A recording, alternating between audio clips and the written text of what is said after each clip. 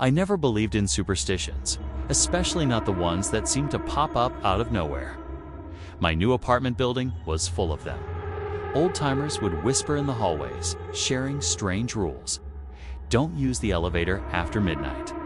Never answer a knock if you aren't expecting anyone. The weirdest one, though, was about my own apartment, number 3B. Shut the door at exactly 10:04 p.m., my next-door neighbor, a sweet old lady named Mrs. Gable, told me on my first day. Not a second before, not a second after. I laughed it off, of course. What happens if I don't? I asked, smiling. Her face went pale. She just shook her head and shuffled back into her apartment, locking the door behind her with a loud click. For the first few weeks, I humored her. It was a silly game. I'd watch the clock, and at 10:04 p.m., I'd get up and make sure my front door was shut and locked. It felt ridiculous, but it was harmless. One Tuesday, I got completely absorbed in a movie.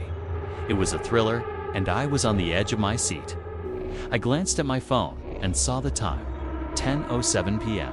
I'd missed it. A small, irrational pang of anxiety hit me, but I brushed it aside. It's just a silly superstition, I reminded myself. Nothing's going to happen. The movie ended, and I started getting ready for bed, forgetting all about the door. That's when I heard it. A soft, scratching sound. It was coming from the front door. At first, I thought it was a branch scraping against the building, but the sound was too rhythmic, too intentional. Scratch, scratch, scratch. My cat.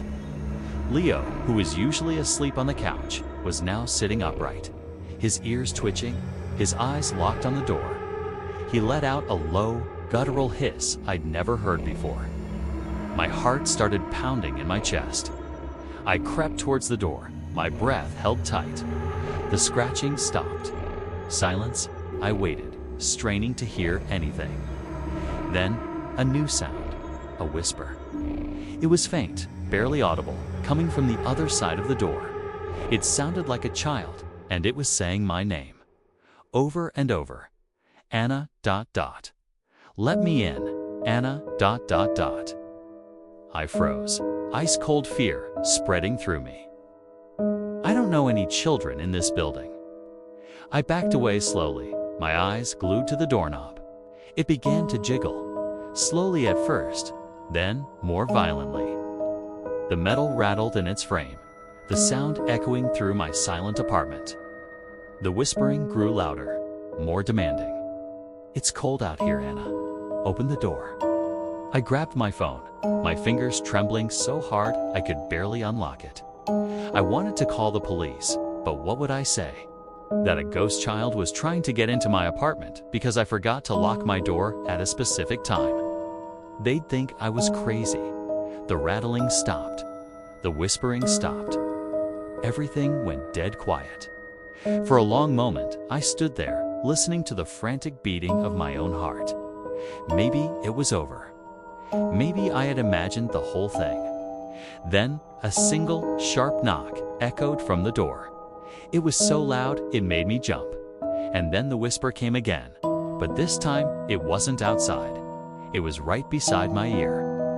You should have shut the door at 10:04. I screamed and ran to my bedroom, slamming the door shut and shoving my dresser against it. I didn't sleep that night. The next morning, when the sun was fully up, I cautiously opened my bedroom door. The apartment was quiet. I crept to the front door and looked through the peephole. The hallway was empty. Taking a deep breath, I unlocked the door and pulled it open. On my welcome mat was a single child-sized shoe. It was old and worn, the kind you might see in a black and white photograph. I've been shutting and locking my door at 10:04 p.m. every single night since then. I don't know what it is or what it wants, but I know one thing for sure. Some rules aren't meant to be broken. Thanks for listening. And if you have a story of your own, share it in the comments. Stay safe out there.